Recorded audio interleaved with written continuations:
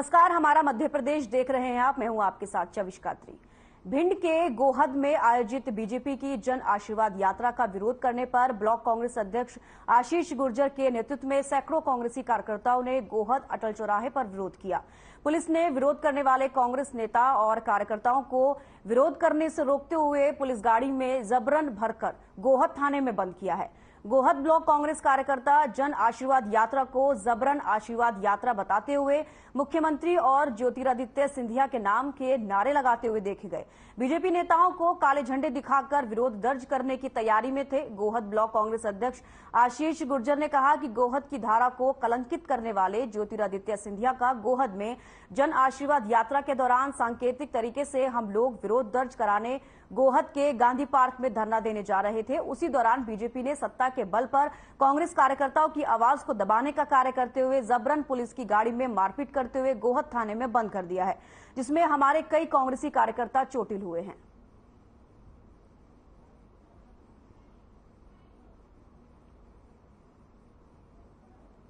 भाजपा प्रशासन का शुद्ध दुरुपयोग कर रही है।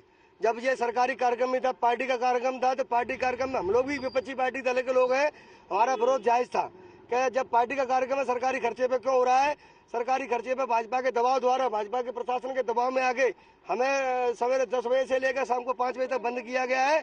ये कहीं ना कहीं भाजपा की नाकामी उजागर हो रही है और कहीं ना कहीं ये शिवराज सिंह चौहान का दबाव है प्रशासन पे कि अब अपनी बात को लोगों को कहने से रोका जा रहा है। इसीलिए आज हमको बंद किया गया। इसका हम पुरजोर विरोध करते हैं, आगामी समय में भी विरोध करते रहेंगे।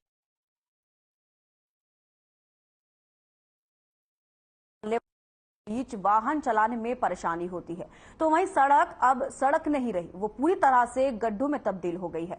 वहीं गड्ढों वाली रोड का 4 व्हीलर बड़े वाहनों से टोल टैक्स लिया जा रहा है। जनता बोली जब गड्ढे नहीं भर सकते तो किस बात का टोल टैक्स ले रहा है। गड्ढों के रोड के टोल टैक्स के विरोध में अब जनता आंदोलन करेगी। बता दें कि 2 साल पहले ये रोड 5 करोड़ से ज्यादा की लागत से रिपेयरिंग होकर बना था और 2 साल में ही गड्ढों में तब्दील हो गया, जिससे रिपेयरिंग करने वाली कंपनी के मेंटेनेंस पर भी क्षेत्र की जनता सवाल उठा रही है।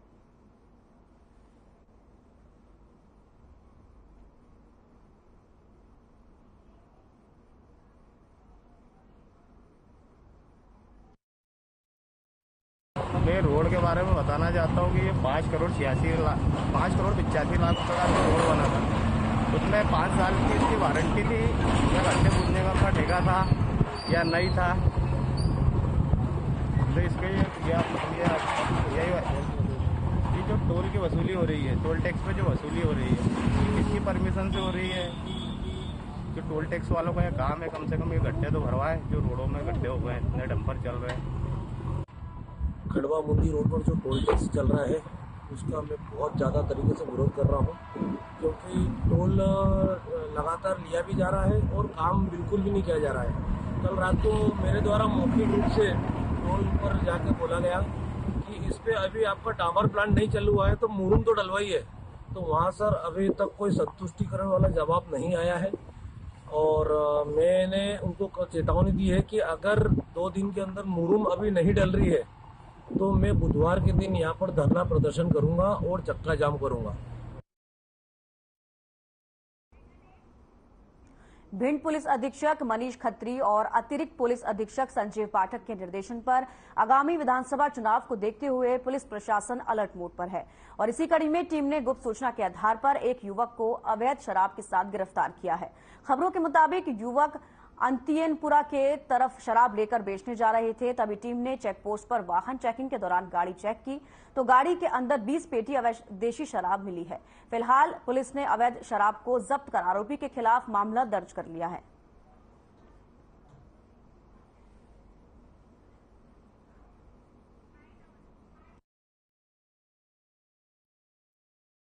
भिंड पुलिस द्वारा विधानसभा चुनाव 2023 को दृष्टिगत रखते हुए अवैध जो गतिविधियां हैं उनके ऊपर प्रभावी कार्रवाई की जा रही है और अंकुश लगाया जा रहा है। इसी क्रम में मियोना स्थित अतियनपुरा जो चेकिंग नाका है, वहां एक सटीक सूचना पर पुलिस पार्टी ने रात्रि में 1:15 बजे एक बलेनो गाड़ी को पकड़ा। उक्त बलेनो गाड़ी से, जो कि गुजरात पासिंग से, उससे 20 पेटी अवैध देशी शराब पकड़ी गई है। एक आरोपी को भी पकड़ा गया है, जिससे लगातार पूछताछ की जा रही है। उक्त शराब व वाहन कुल कीमती 6 लाख रुपए लगभग जब्त किए। तो सीधे चलते हैं ग्वालियर, जहां पर लाडली बहना सम्मेलन कार्यक्रम हो रहा है। सीएम शिवराज सिंह चौहान ने क्या कुछ कहा है, आपको सुनाते हैं।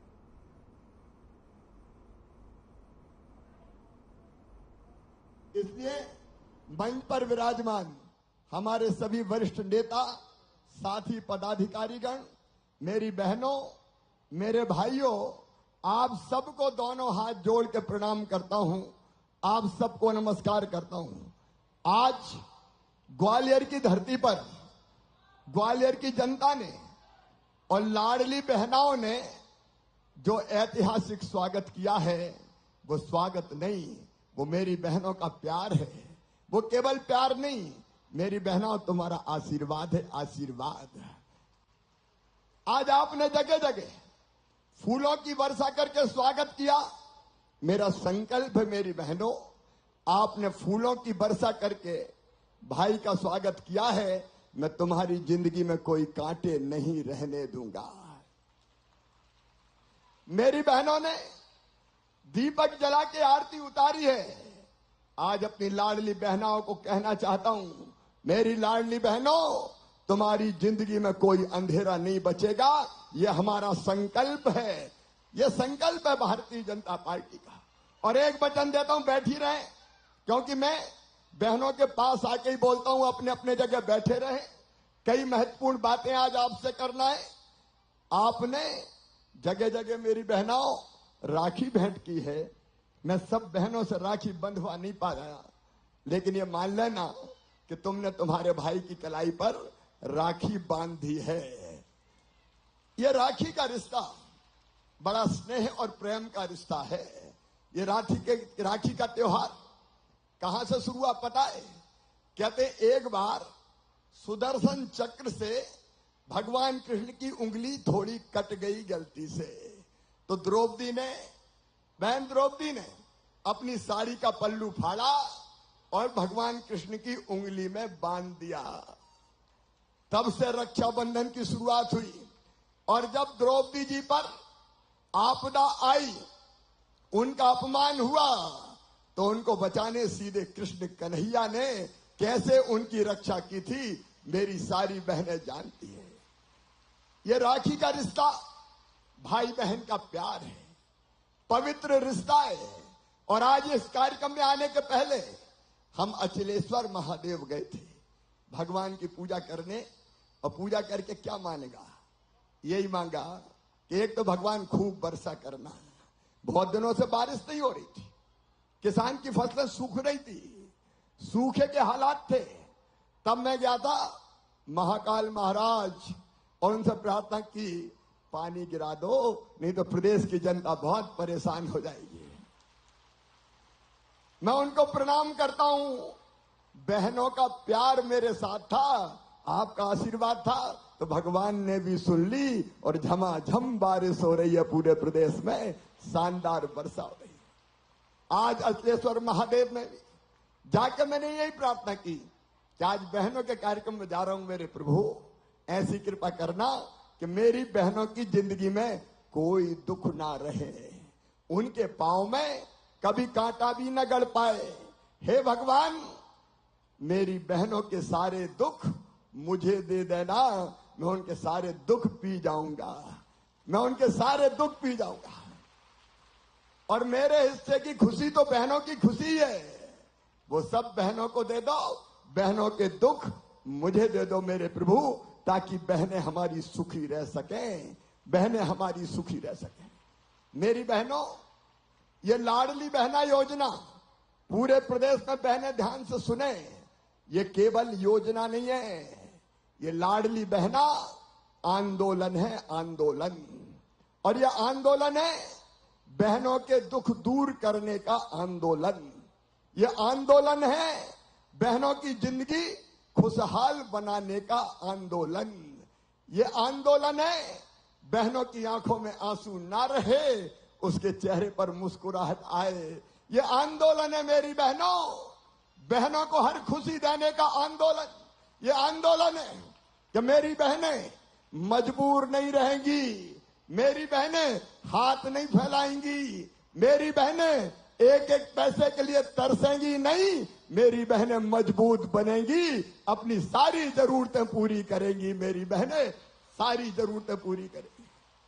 यह आंदोलन है आपकी जिंदगी को खुशी से भरने का आंदोलन, आपके बच्चों का बेहतर भविष्य बनाने का आंदोलन। बताओ मेरी बहनों, लाडली बहना योजना कैसी है? जैसे राखी खुशी से मनी, तुम्हारा हर त्योहार खुशी से मने। अच्छा ईमानदारी से बताना, अपन भाई बहन हैं और भाई बहन का रिश्ता दुनिया का सबसे पवित्र रिश्ता होता है। बोलो होता है कि नहीं? मैंने देखा कि भाई बहन की चिंता करे ना करे, लेकिन भाई पे कोई तकलीफ आए तो बहन तड़फ जाती है, मेरा भैया मेरा भैया मेरा भैया। मायके वाले खुश रहे, ये हमेशा दुआ करती है। ये रिश्ता ही ऐसा है मेरी बहनों। लेकिन मैंने कहा कि केवल योजना नहीं है, आपकी जिंदगी बदलने का अभियान है। अब एक बात का जवाब मुझे देना, सब बहनें सुन रही है ना? अरे सब सुन रही है पीछे तक? अब मुझे जवाब देना एक बात का कि जब से लाडली बहना का पैसा आना शुरू हुआ है, 10 जून को आया, 10 जुलाई को आया, 10 अगस्त को आया और आज 10 सितंबर को आया है, तब से ईमानदारी से बताना जिंदगी में कुछ बदलाव आया कि नहीं? सब जोर से बताओ, बदलाव आया है कि नहीं? घर में इज्जत बढ़ी है कि नहीं? अब तो सासू माँ भी कहती होगी, बहू कैसी हो? फिर धीरे से पूछती होगी, वो पैसा आ गए कि नहीं आए? और अब ये भी कहती होगी, बहू की रोटी में घी चुकड़ो भाई, अब तो रुपया आ रहे। अच्छा ईमानदारी से बताना, पतिदेव का व्यवहार भी बदला कि नहीं कुछ? अरे जोर से बताओ, भैया के सामने काहे को सर मारे? बोलो पतिदेव का व्यवहार बदला कि नहीं? मेरी बहनों, ये पैसा नहीं है, ये तुम्हारा सम्मान तुम्हें दिया है मैंने, तुम्हारा सम्मान तुम्हें दिया है, सम्मान है ये। घर में भी इज्जत बढ़े, मान और सम्मान बढ़े।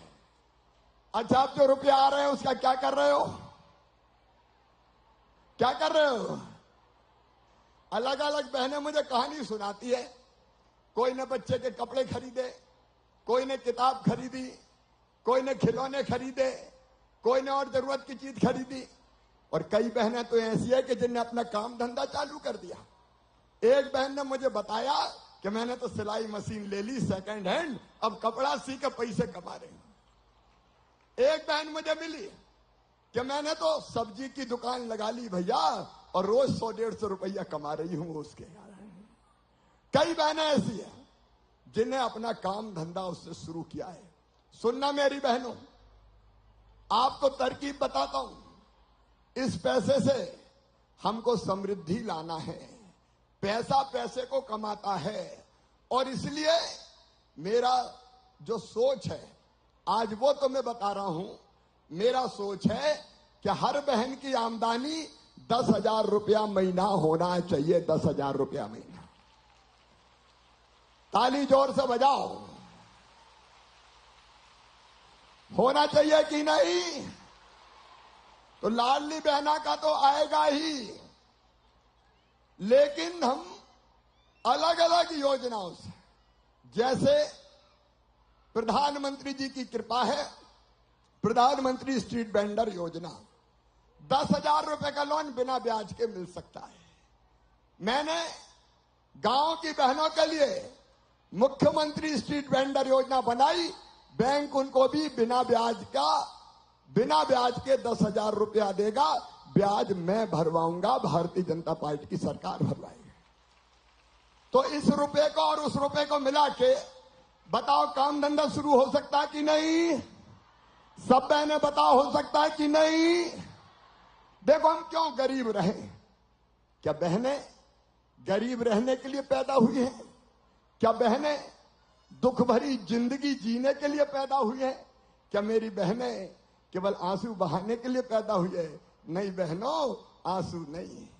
तुम्हारे हिस्से में केवल आंसू नहीं रहेंगे, तुम्हारे हिस्से में केवल जुल्म नहीं रहेगा, तुम्हारे हिस्से में खुशियां रहेगी। और तुम्हारा भाई तुमको वचन देता है कि 10,000 रुपया महीना तुम्हारी आमदनी करवाने में जी जान से तुम्हारे साथ खड़ा रहूंगा। क्या हुआ?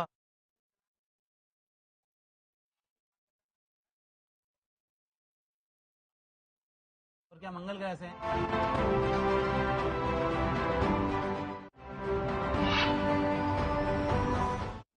तुम्हारे साथ खड़ा रहूंगा। बहन लखपति बने, लखपति बन सकती हो। मैं झूठा सपना नहीं दिखा रहा, मैं तुम्हारे मन में आत्मविश्वास भर रहा हूं। यह झूठा सपना नहीं है। भाई बहन मिलकर इसको सच करेंगे। हम स्व सहायता समूह बना रहे हैं आजीविका मिशन के।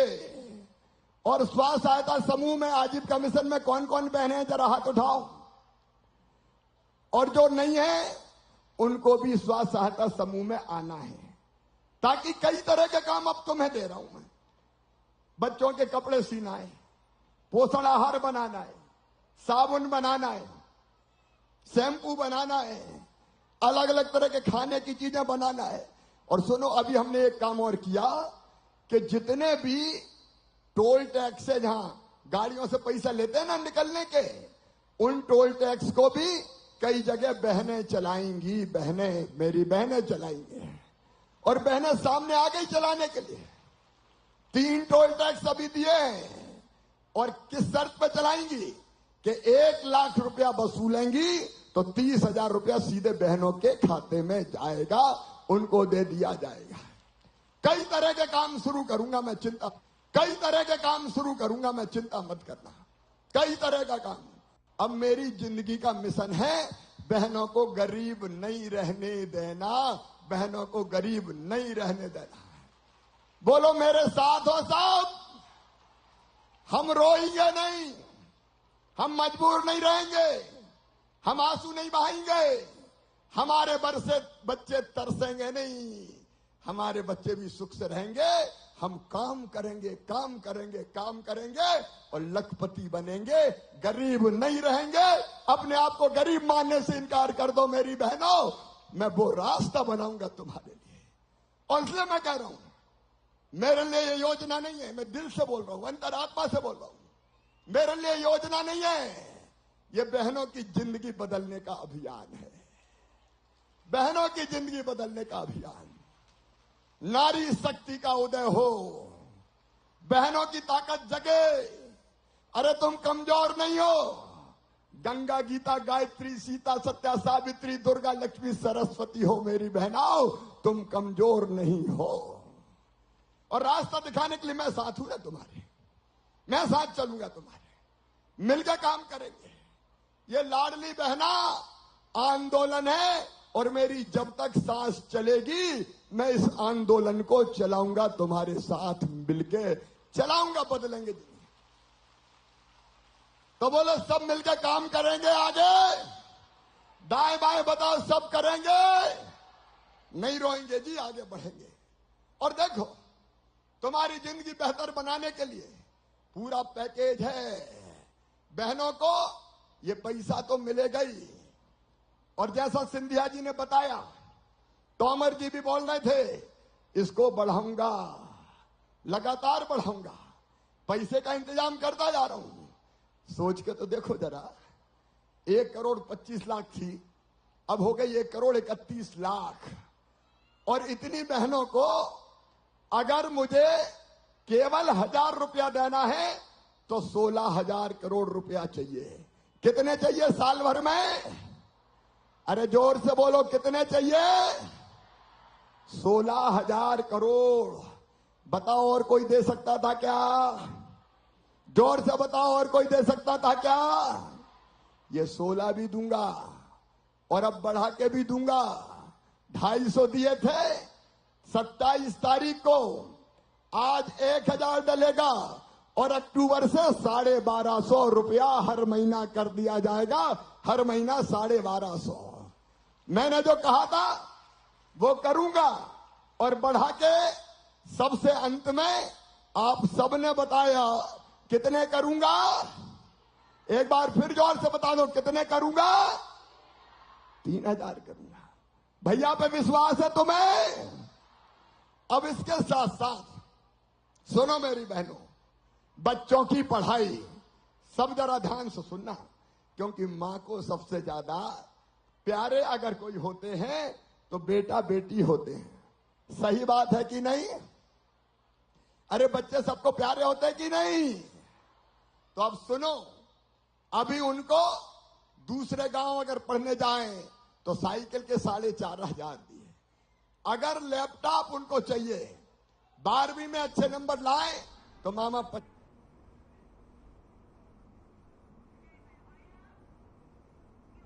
हमारा मध्य प्रदेश में फिलहाल इतना ही। दीजिए इजाजत। नमस्कार।